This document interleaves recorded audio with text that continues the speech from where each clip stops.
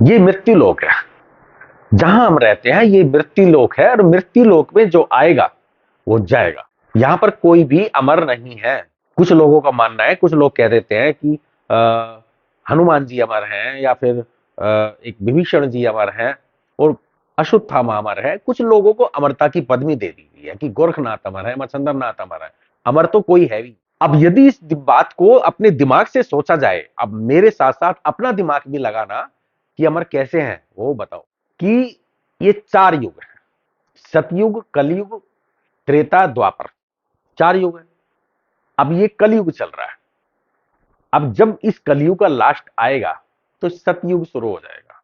एक बात और बिल्कुल सत्य है, कोई माने या ना माने, कि कलयुग का जिस दिन अंत होगा उस दिन महाप्रलय होगी। कलयुग का जिस दिन अंत होगा उस दिन महाप्रलय होगी। ये प्रलय नहीं होगी कि डैम टूट गए, पानी आ गया, समुद्र से पानी आ गया, या अलका पिंड गिर गए, या फिर बम फट गए। ये एंड नहीं है। जिस दिन कलयुग का एंड होगा उस दिन महाप्रलय होगी, यानी पूरी पृथ्वी पानी में समा जाएगी।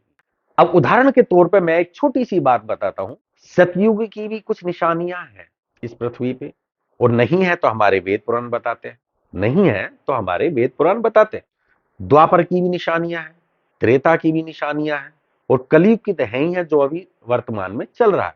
अब करोड़ों अरबों साल बीत गए, जो हमारे वेद पुराण बताते हैं, करोड़ों अरबों साल बीत गए कि बार बार ये चारों युग आते हैं और बार बार नष्ट हो जाते हैं। बार बार ये चार युग आते हैं और बार बार नष्ट हो जाते हैं। तो इन चार युगों से पहले जो चार युग बीते थे, क्या उनकी कोई निशानी है? क्या उनका कुछ भी एक वो है कि भाई ये पहले का है या उसका है? क्योंकि पृथ्वी सबको नष्ट कर देती है। पृथ्वी हर चीज को नष्ट कर देती है। जब महाप्रलय आती है तो सब कुछ नष्ट हो जाता है और सृष्टि दोबारे से रची जाती है, और दोबारे से ये युग शुरू होते हैं। वरना अपने दिमाग से भी सोच के देखो, त्रेता भी याद है, द्वापर भी याद है, सतयुग भी याद है। ये वेद पुराण इन्हीं चारों को बताते हैं। चाहे वेद हो या पुराण हो, इन्हीं चारों को बताते हैं। इनसे पहले जो चार युग बीते थे उनके बारे में कोई कुछ नहीं बोलता। अब बताओ, हर युगों में जो पहले चार युग बीते थे उनमें भी महाभारत हुए होंगे, उनमें भी रामायण हुई होगी, उनमें भी कलयुग आया होगा, लेकिन उनमें भी तो अमर थे लोग। जब हम इस कलयुग में अमर हैं तो उसमें भी अमर होंगे। तो वो अमर कहां है? तो मेरा कहने का मतलब है, अमरता तो यहां पे है ही नहीं। जब ये देवता, हमारे देवता लोग अमर नहीं हो सके, तो फिर पृथ्वी पे जन्म लेने वाला अमर कैसे हो सकता है? जिसने पृथ्वी पर जन्म ले लिया उसे जाना ही पड़ेगा, वो मरेगा ही मरेगा। मरने का कारण कोई भी हो, मरना असलियत में एक बहाना लगता है। बिना बहाने के तो मौत भी नहीं आती।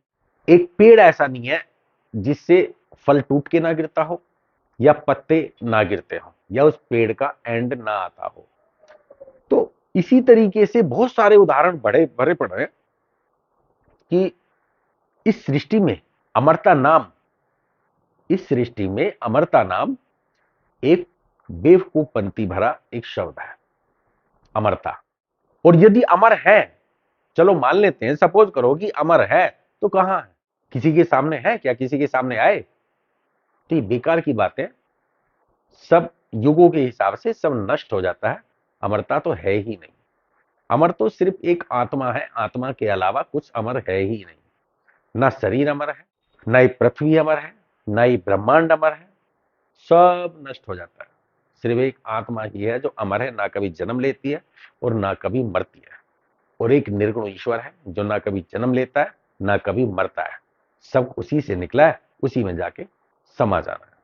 और जब उसी से निकला है उसी में समा जाना है, तो फिर अमरता कहां होगी? कौन अमर हो गया? जब ब्रह्मांड ही अमर नहीं है तो देवता कैसे अमर हो सकते हैं? इंसान कैसे अमर हो सकता है? ये गलत है, सरासर गलत है।